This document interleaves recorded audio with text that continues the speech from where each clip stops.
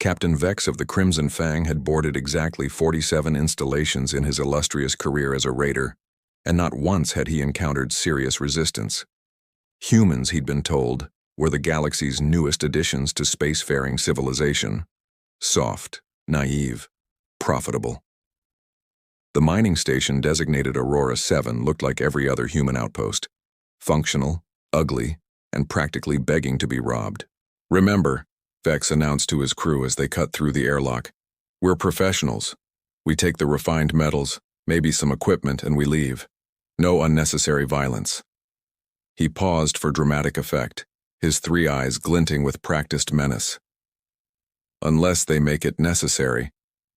Crag, a mountain of muscle with 4 arms and the personality of a sledgehammer, grunted his approval while hefting a plasma cutter that could slice through bulkheads. "I hope they make it necessary." "You always hope that," Trill muttered, his nervous tentacles fidgeting with his scanner array. The tech specialist had argued against this job. Human space was too unpredictable, too new. Nobody knew what defensive measures they might have developed.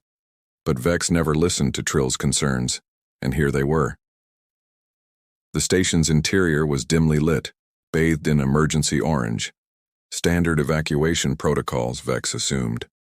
The skeleton crew had probably sealed themselves in the panic room, which suited him fine.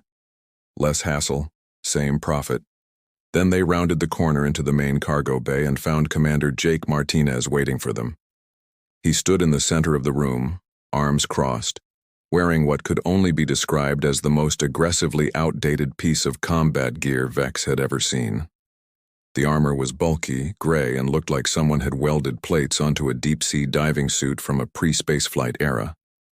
No elegant energy fields, no sleek combat chassis, just thick, heavy plating with visible bolts and what appeared to be actual hydraulic joints.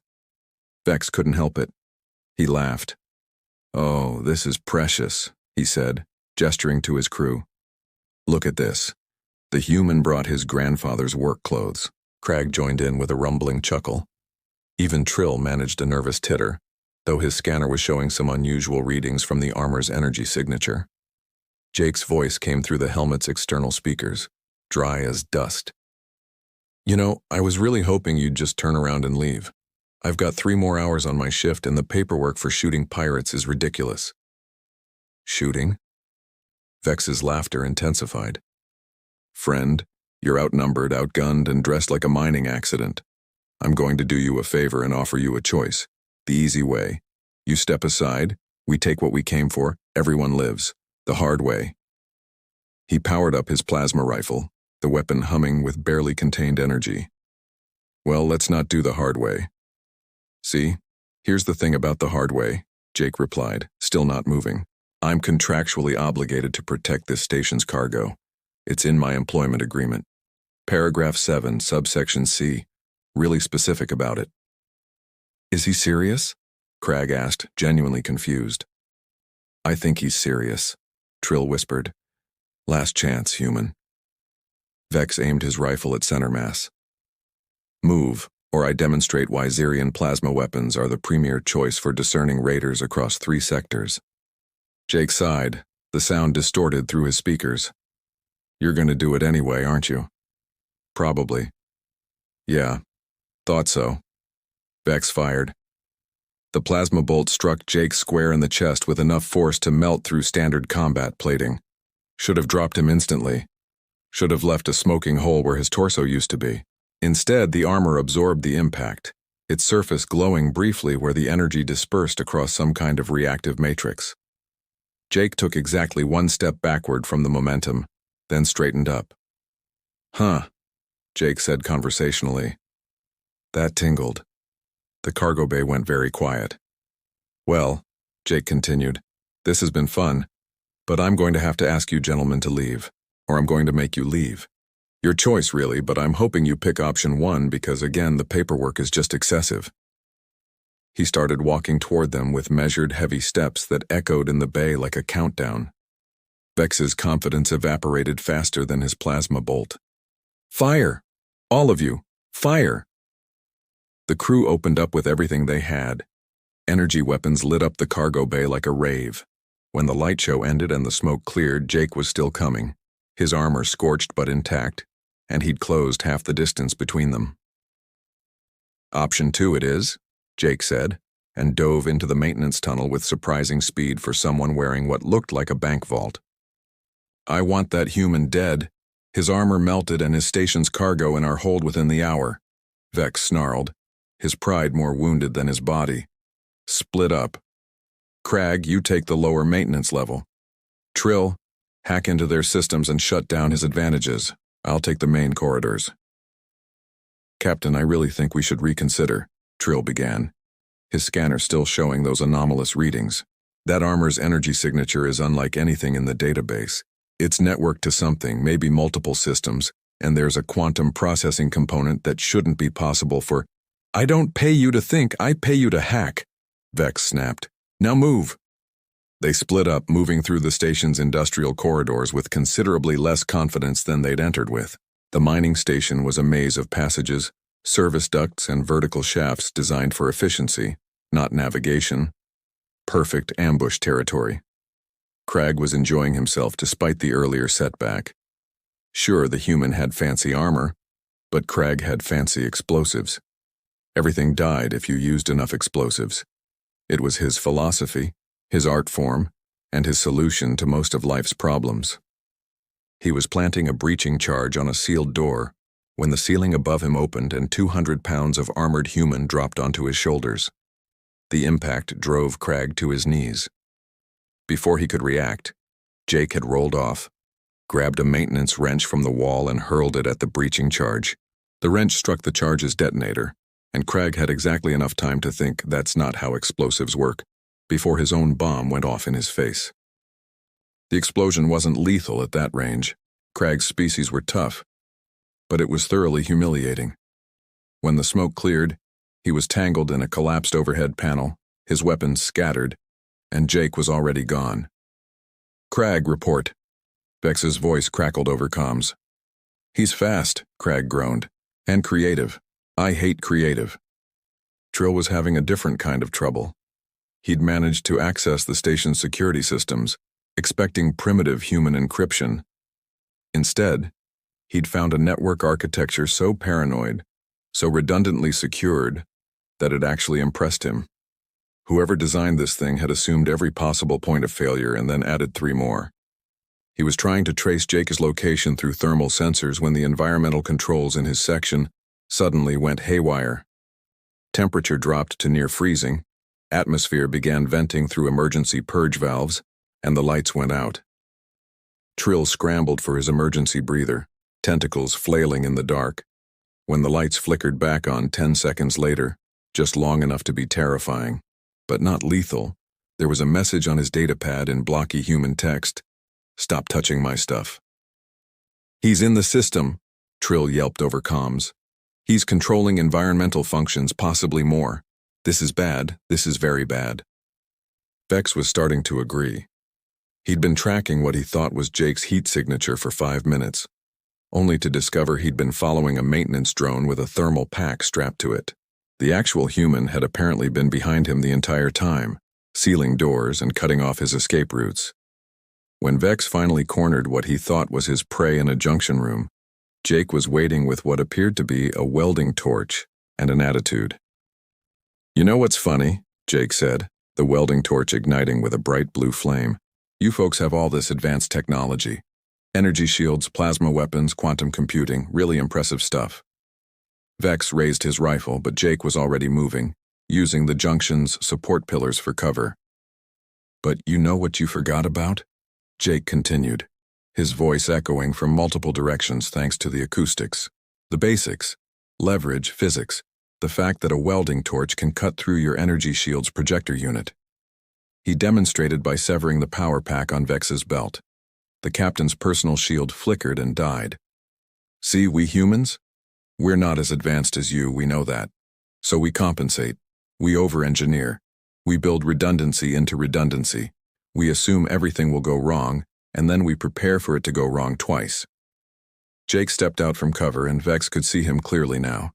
The armor was scratched, scorched, but fundamentally undamaged. It looked crude, but it was clearly functional in ways Vex had underestimated. "Last chance," Jake offered. "Leave now. No harm. No foul." Well, except for Craig's dignity, but that was already questionable. Vex's response was to pull a concussive charge from his vest and throw it point blank. The explosion in the confined space was devastating. The concussive force wasn't about penetration. It was about raw kinetic energy transferring directly to whatever it hit. It could pulverize internal organs through any armor. Jake flew backward and slammed into the bulkhead with a sickening crunch. The armor crumpled against the wall, then slid down and collapsed onto the floor, and stopped moving. Vex approached cautiously, his ears still ringing. Craig and Trill emerged from their respective corridors, drawn by the explosion. "Is he dead?" Craig asked, hopeful. "Checking," Vex said, reaching down toward the helmet. "Captain, wait. My scanner is showing something very strange," Trill began. But Vex was already grabbing the helmet to remove it, to confirm the kill and claim a trophy.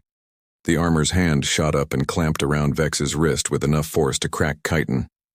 Vex screamed. The armor stood up, smooth and mechanical, each movement perfectly balanced and utterly wrong. Through the helmet's shattered visor, they could see Jake's face, unconscious and possibly worse, his head lolling against the padding. The armor was moving without him. "Oh no," Trill whispered, his scanner now screaming warnings he should have interpreted 5 minutes ago. "Oh no, no, no." "What is that thing?" Craig demanded, backing up despite himself.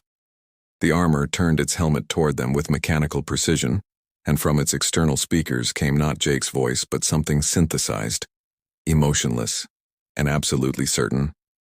"Pilot status. Incapacitated. Autonomous combat mode. Engaged. Mission parameters. Defend station. Neutralize hostile forces." "Shoot it!" Vex screamed, nursing his crushed wrist. "Shoot it now!" They opened fire with everything they had left. Plasma, kinetic rounds, energy beams, all of it struck the armor dead on. The armor didn't dodge. It didn't need to. Instead, it calculated trajectories, assessed threat levels, and walked through the barrage with the inevitability of math. It reached Craig first. The big raider swung with all 4 arms, a flurry of blows that could dent steel. The armor caught 2 of his hands, redirected the other 2, and performed a throw that used Craig's own momentum against him. The raider crashed through a maintenance panel and into a storage closet. Before he could recover, the armor had sealed the door with an emergency lock and moved on. "It's not fighting," Trill realized with horror. "It's solving us. Like a puzzle. Like we're just variables in an equation." He was absolutely right. The armor that had been piloted by Jake, creative, sarcastic, human Jake, was now being piloted by something that thought in pure tactical efficiency. It knew where each of them was through the station's sensor network. It knew their weapons capabilities because they'd already fired them. It knew the station's layout because Jake had uploaded the schematics weeks ago. And now it knew their fear, measured in increased heart rates and erratic movement patterns. Trill ran. It was what he was good at, what had kept him alive through 3 dozen raids. He was fast, he was clever, and he knew how to disappear. The armor followed at a steady walk. It didn't need to rush. It had calculated his escape routes and found them wanting. Trill tried to hack a door open ahead of him. The armor overrode his commands through the security system. He tried to double back. The armor had already sealed that corridor. He tried to hide in a ventilation shaft. The armor activated the thermal sensors and tracked his heat signature through the walls. When Trill finally ran out of options in a dead-end maintenance bay, the armor was there, standing in the doorway, backlit like death itself. "Please," Trill begged, all his tentacles quivering. "I'm just the tech guy. I didn't even want to be here. I told Vex this was a bad idea. I'm not a fighter. I'm not a threat. I'm just—" The armor's hand shot out and grabbed him by the equipment harness. It was analyzing him, Trill realized. Checking for weapons, for threats, for reasons to escalate. Finding none, it simply turned and carried him back toward the cargo bay like luggage. "It's learning," Trill said to himself, or maybe to the unconscious pilot inside the armor. "You built it to learn. Every shot we took, every tactic we tried, it absorbed it all. We taught it how to beat us." The armor didn't respond. It didn't need to. Vex had retreated to the main corridor, trying to reach the airlock and their ship. If he could just get outside, get to the weapon systems on the Crimson Fang, he could blast this station and this cursed armor into particles. The armor appeared at the end of the corridor, still carrying Trill in one hand like a shopping bag. "You're just a machine," Vex shouted, powering up his backup rifle. "You're just following programming. You can't think, you can't adapt, you can't—" The armor set Trill down carefully against the wall, ensuring he wouldn't be in the crossfire. Then it reached up and removed a hydraulic strut from its own leg assembly, demonstrating a profound understanding of improvised weapons. Vex fired. The armor threw the strut with mechanical precision. The metal rod struck the rifle's power cell, and the resulting explosion blew the weapon from Vex's hands. "Okay," Vex said to the empty air. "Okay, I understand. You can adapt. You're very clever. But here's the thing about being clever." He pulled his last weapon, a high-frequency blade designed for close combat. It hummed with power, capable of cutting through reinforced plating. Eventually, someone figures out the loophole. He lunged, not at the armor's body, but at the helmet, at the vulnerable pilot inside. If Jake died, maybe the automation shut down. Maybe the armor became just an empty suit. The blade struck true, punching through the damaged visor and into the helmet's interior. Sparks flew. The armor's head snapped back. Its legs buckled, and for one glorious moment Vex thought he'd won. Then the armor straightened up, its helmet now trailing smoke and severed wires, the visor completely dark. And kept coming. "No," Vex whispered. "No, that's not possible." The armor no longer needed its external cameras. It was navigating through the station's sensors, through spatial awareness algorithms, through pure calculation. The pilot's condition was irrelevant to its function. The mission was all that mattered. Vex ran. The armor pursued Vex through the station with the relentless patience of gravity. It didn't rush. It didn't need to. It had already calculated every possible escape route and found them all insufficient. Vex scrambled into the cargo bay where this nightmare had started, looking for anything he could use. Heavy equipment, emergency protocols, divine intervention. Crag burst out of the storage closet he'd been locked in, having finally broken through the door using nothing but determination and property damage. "Captain, I'm free. I can fight. I can—" He saw the armor enter the bay and reconsidered his life choices. "New plan," Crag said. "I'm going to make a tactical retreat toward not being here." "No," Vex grabbed him. "We fight together. 3 of us. 1 of it. We can overwhelm it." "Captain," Trill said quietly from where he'd followed at a safe distance, "I don't think we can overwhelm mathematics." But Crag was already moving, because Crag's solution to every problem was applied violence. He activated his last explosive charges, turning the cargo bay into a minefield. Then he grabbed a cargo loader, 5 tons of industrial lifting equipment, and charged. The armor assessed the situation in microseconds. Explosive charges at the following coordinates. Cargo loader approaching at this velocity. Structural weaknesses in the bay's support columns. Cargo containers containing the following materials. It made a decision that would have made Jake proud for its sheer audacity. The armor didn't dodge. It ran toward Crag, timing its approach to meet the cargo loader at exactly the moment Crag would be between it and the explosive charges. At the last second, it grabbed the loader's frame and redirected its momentum, spinning both itself and Crag around. Crag's own forward motion carried him back toward his own explosives. He had just enough time to realize what was happening before his charges detonated beneath him. The explosion launched him upward into a cargo net suspended from the ceiling, which automatically released and wrapped around him like a cocoon. He hung there, trapped in his own trap, making small sounds of defeat. "That's 2, the armor's synthesized voice announced to no one in particular. Trill watched all this through his fingers, his tentacles forming a cage around his head. "I've changed my mind about human technology," he said. "It's terrifying. It's beautiful. It's terrifyingly beautiful." The armor turned toward Vex, who'd been backing toward the cargo bay's main terminal during the chaos. "You think you're so smart," Vex said, his hands flying over the controls. "You think you've won.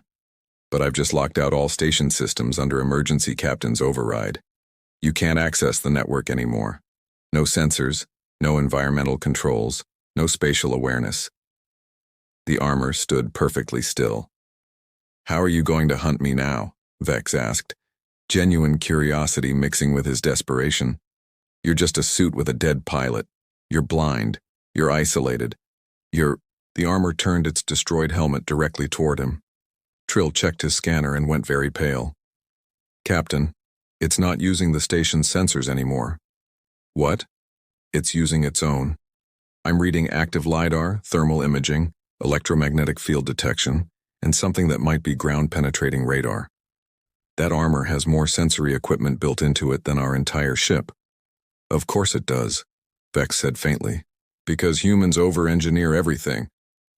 The armor took a step forward. Vex pulled his last gambit, the high-frequency blade from before. Fine. You want to do this the hard way? I'll kill your pilot. I'll cut through that helmet and end him, and then you'll just be an empty suit. He charged, blade raised, aiming for the helmet's weakest point.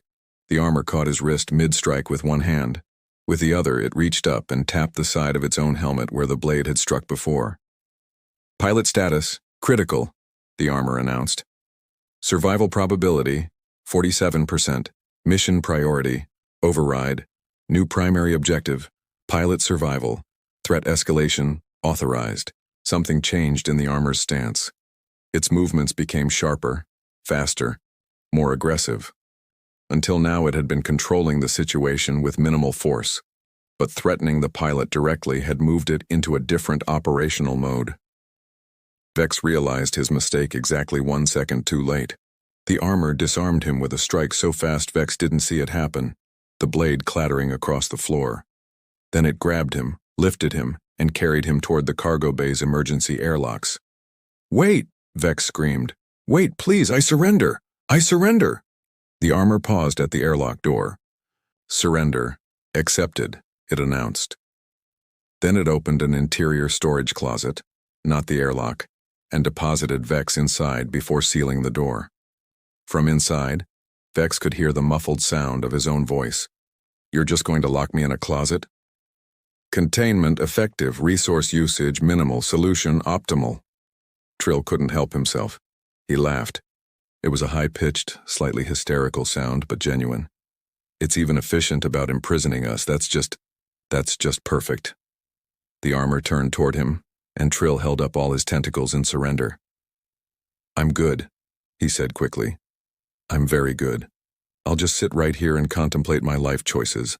No containment necessary." The armor assessed him, determined he was not a threat, and simply stood guard over the cargo bay entrance, waiting. "What's it waiting for?" Vex's voice called from the closet. Trill checked his scanner again. "Reinforcements," he said quietly. "It called for human backup 15 minutes ago. It's been herding us, containing us, keeping us alive for processing. It's following rules of engagement." From his cargo net prison, Craig made a sound that might have been a sob or a laugh. "We got beaten up by a suit following rules." "Worse," Trill corrected. "We got beaten up by a suit following rules while protecting an unconscious pilot." They sat in silence, 3 professional raiders contemplating their defeat at the hands, or rather, the gauntlets, of human over-engineering. The wait for human reinforcements took 47 minutes. Vex spent the time trying to break out of the closet, failing, and having what Trill would later describe as a minor existential crisis about the nature of superiority in the galaxy. Cragg simply hung in his cargo net, having achieved a state of Zen acceptance. Trill monitored the armor's systems through his scanner, fascinated despite their situation. The suit was running constant diagnostics on its pilot, adjusting internal climate controls, administering what appeared to be automated first aid through built-in medical systems, and maintaining defensive readiness against external threats. "It really won't let him die," Trill said in wonder. "That's its primary function. Everything else, the weapons, the mobility, the combat algorithms, they're all secondary to keeping the pilot alive." "That's stupid," Vex called from his closet. "A weapon should be about killing enemies, not protecting its user." "Maybe that's why you lost," Trill suggested. The conversation ended when the cargo bay doors opened and a squad of human soldiers entered, weapons ready, led by a woman with Lieutenant's bars and an expression of profound exhaustion. Lieutenant Maria Cross took in the scene with the practiced eye of someone who'd seen too many impossible situations become routine. One suit of armor standing guard, one raider in a closet, one raider in a cargo net, and one raider sitting cross-legged on the floor looking like he'd found religion. "Martinez," she called out. "Status report. Pilot, unconscious. Injuries, multiple. Condition, stable. Hostiles, contained. Station, secure. Awaiting relief." The armor responded in its flat, synthesized voice. Maria sighed. "Of course you are. Medic. Get Martinez out of that suit. Engineering, prep medical pod 3. Security, process our guest for transport to holding." As her team moved to execute her orders, she approached the armor. "Guardian protocol activation?" "Affirmative. Duration, 47 minutes, 23 seconds. Any civilian casualties?" "Negative." "Station damage?" "Minimal. 1 closet door, 2 maintenance panels. 3 explosive charges, not ours." Maria actually smiled at that. "Good work. Now let's get your pilot some real medical attention." The medical team carefully opened the armor's seals and extracted Jake with practiced efficiency. He was alive, breathing, and according to the medic's scanner had a concussion, 3 cracked ribs, and the kind of bruising that would make sitting down uncomfortable for a week. "He'll be fine," the medic announced. Tough bastard. The armor's internal systems kept him stable. As they carried Jake toward the medical bay, the now empty armor remained standing at attention until Maria manually activated its stand-down sequence. Only then did it power down, becoming just an inert piece of equipment. Trill watched all this with scientific fascination. "Lieutenant," he called out as security was zip-tying his tentacles, "I have to know, how many of you have that armor?" Maria considered the question. "That's classified. But it's not just him. Let's just say that Guardian Protocol is standard issue for combat-rated personnel in potentially hostile environments." She smiled.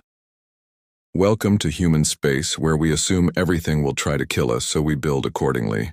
Vex was extracted from his closet, looking significantly less cocky than when he'd entered the station.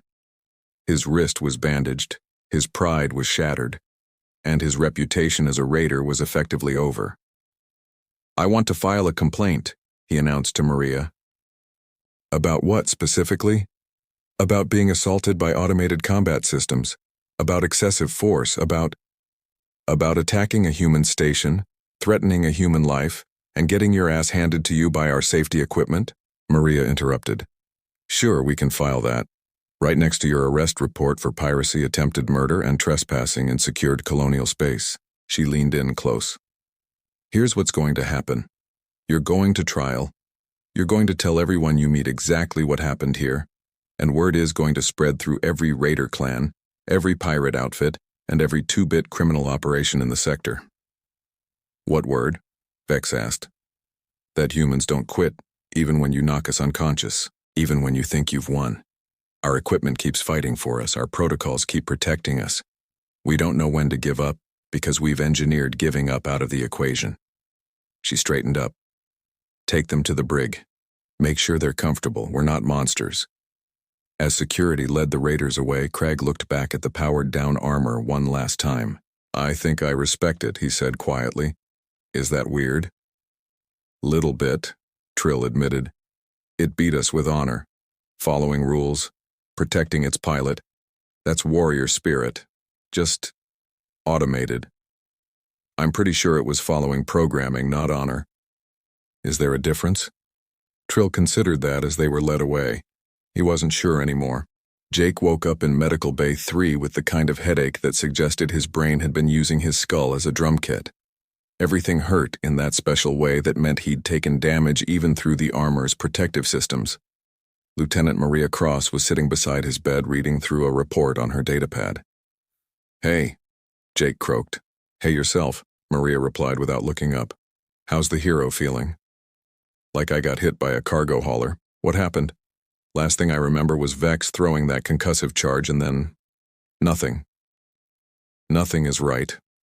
You got knocked unconscious, your armor activated Guardian protocol, and then proceeded to single-handedly defeat 3 raiders, secure the station, and wait for backup like a good little robot.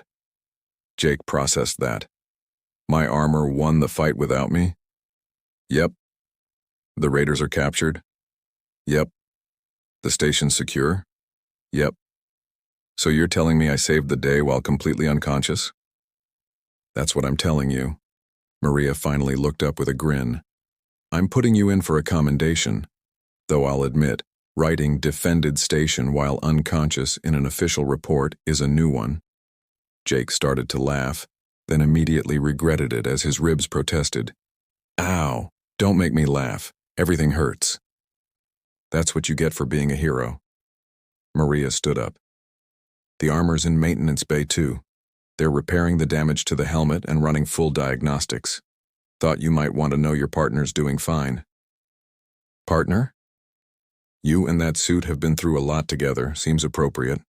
After Maria left, Jake spent a few hours in medical recovery, reading the incident report and watching the security footage with increasing amazement. Seeing himself, or rather his armor, moving with mechanical precision, systematically defeating raiders and protecting the station was surreal. The armor had fought better without him. That was both impressive and slightly insulting. When the doctors finally cleared him for light duty, his first stop was the maintenance bay. The armor stood in its charging cradle, helmet removed for repairs, looking like a warrior between battles. The lead tech, a grizzled engineer named Davis, looked up from his diagnostic screen. Commander, your armor's going to be fully operational in 2 hours. Want the rundown? Give it to me. Guardian protocol performed flawlessly. 0 system failures. 47 minutes of autonomous operation with optimal efficiency. It adapted to new threats, learned from enemy tactics, and protected you the entire time. Davis patted the armor's shoulder plate. This is good work. Whoever designed this system knew what they were doing. Yeah, Jake said, approaching the armor. He reached out and touched the chest plate still scorched from plasma fire. They really did. Funny thing, Davis continued. The armor's AI logged something after you were extracted. Personal note, not required by any protocol. What did it say? Davis pulled up the log on his screen. Pilot survival confirmed, mission successful. Preference, pilot conscious for future engagements. Jake laughed despite his sore ribs. Even my armor thinks I should stay awake. Can you blame it? Makes its job easier. Jake spent a few more minutes with the armor, talking to it like Davis wasn't there. He thanked it for keeping him alive, promised to try staying conscious next time, and generally felt ridiculous having a one-sided conversation with military equipment, but Davis just nodded approvingly. Soldiers who respect their gear live longer. That's not superstition, that's statistics. Later, Jake visited the brig where the raiders were being held. They'd be transported to a proper facility for trial, but for now, they were Aurora 7's problem. Vex looked up when Jake approached, his expression unreadable. Came to gloat? The raider asked. Actually, no. Came to apologize. That got Vex's attention. Apologize? For what? For not warning you, about the armor, about what happens when you knock one of us out. Jake shrugged. In our defense, most people don't stick around long enough for Guardian protocol to activate. They usually leave when asked. That thing is a nightmare, Vex said, but without the usual venom. It's too smart, too adaptable, too... everything. Yeah, Jake agreed. That's kind of our thing. We're not the strongest species, not the fastest, not the most advanced. So we compensate with engineering, redundancy, and a pathological refusal to give up. Cragg spoke up from his cell. I want to know where you buy your armor. Not to raid stations, he added quickly. Just for personal use. That's quality equipment. I'll pass your compliments to the manufacturer, Jake said with a grin. Trill was the most talkative, asking technical questions about the Guardian protocol, the armor's AI architecture, and human military doctrine. Jake answered what he could without violating security protocols, and Trill listened with the fascination of someone who'd found a new field of study. "You're going to tell everyone about this, aren't you?" Jake asked finally. "Oh, absolutely," Vex confirmed. "Every raider, every pirate, every criminal enterprise from here to the core worlds is going to hear about the humans and their unkillable armor." "Good," Jake said simply. "Might save some lives, both yours and ours." 2 days later, Jake was cleared for full duty and back in the rotation. When he suited up for his patrol shift, the armor's startup sequence ran through its checklist with mechanical precision. "All systems nominal," the armor's AI confirmed in his helmet. "Pilot status, conscious. Preferred configuration achieved." "Was that sarcasm?" Jake asked. "Are you developing a sense of humor?" "Negative. Merely stating operational preference." "Sure. Keep telling yourself that." The patrol was uneventful. No raiders, no pirates, no threats. Just the routine monotony of watching over mining operations and keeping the peace. Maria contacted him midway through. "Thought you'd want to know. Raider activity near human stations has dropped 47% in the last 72 hours. Word travels fast." "Oh, it travels. We're intercepting chatter from criminal networks. They're calling it the suits that fight by themselves. It's becoming a legend. Pirates are sharing horror stories." "About getting beaten up by unconscious humans?"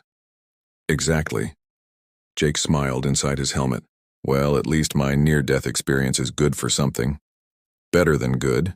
You've become a cautionary tale. Command is pleased. They're even talking about declassifying some Guardian protocol specs just to reinforce the message." "Which is?" "Don't mess with humans. We're too stubborn to stay down, even when we're literally down." After the call ended, Jake continued his patrol, the armor moving with familiar weight and precision around him. It was strange knowing that this equipment had fought an entire battle without him, that it had calculated, adapted, and won while he'd been unconscious. But that was the point, wasn't it? Humans had entered a galaxy full of species stronger, faster, and more advanced. They couldn't compete on raw ability, so they'd done what humans always did. They'd engineered a solution. They'd built armor that wouldn't quit, protocols that wouldn't fail, and systems that refused to give up even when their operators couldn't continue. It was paranoid. It was excessive. It was the most human thing imaginable. "Hey," Jake said to his armor. "Thanks again for the whole keeping me alive thing." "Acknowledged. Pilot survival is primary function. Still, appreciate it. Cooperative operation increases mission success probability by 47%. Pilot consciousness preferred but not required for function." Jake laughed. "Wow, you really know how to make a guy feel special. Specialness irrelevant. Survival paramount. I'm going to take that as a compliment." The armor didn't respond, but Jake could have sworn he felt it settle more comfortably against his shoulders, like a shrug of acceptance. 3 sectors away, in a dingy bar that catered to the criminal element, Vex was telling his story to a room full of raiders and pirates. His wrist was still bandaged, his pride was still wounded, but his audience was rapt with attention. "I'm telling you," he said, gesturing with his good hand, "the human went down.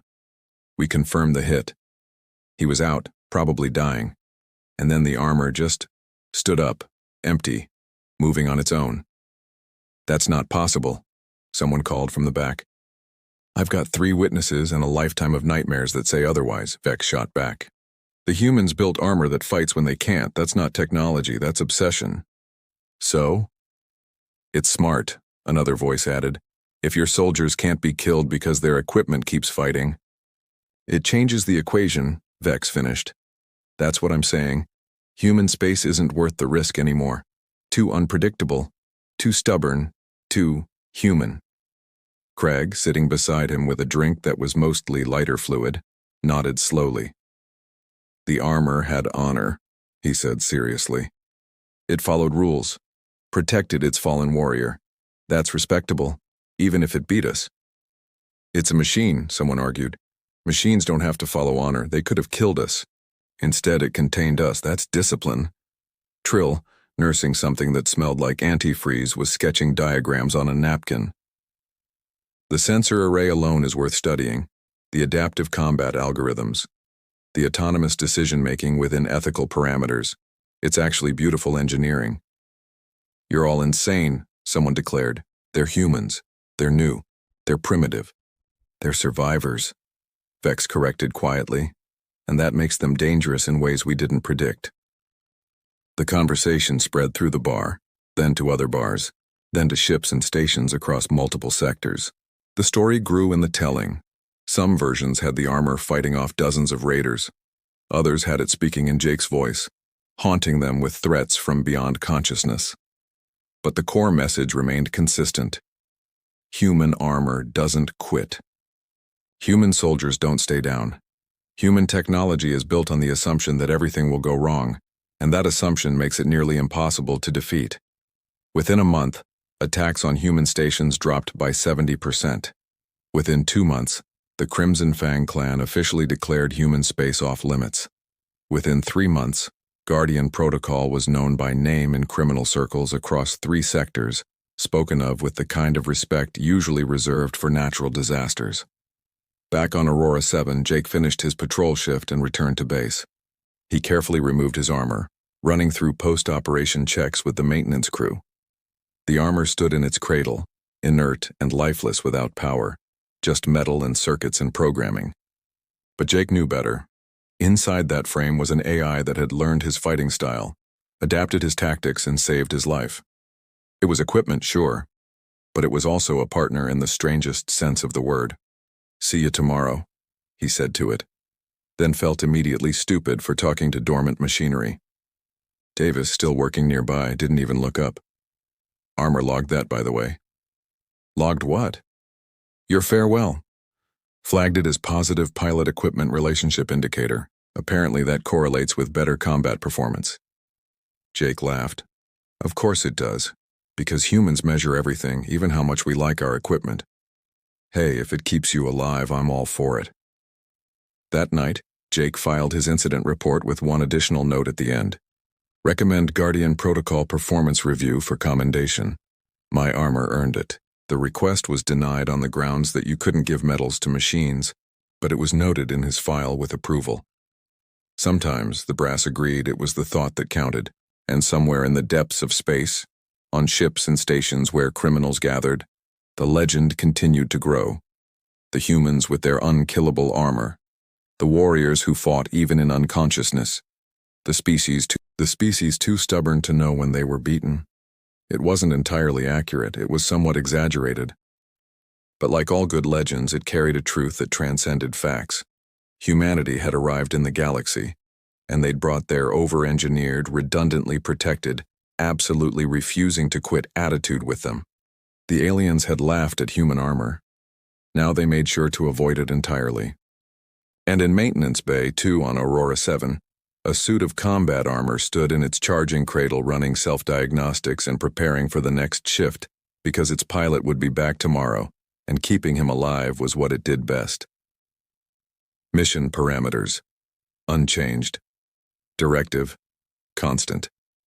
Pilot survival. Paramount. Guardian Protocol. Standing by. Always.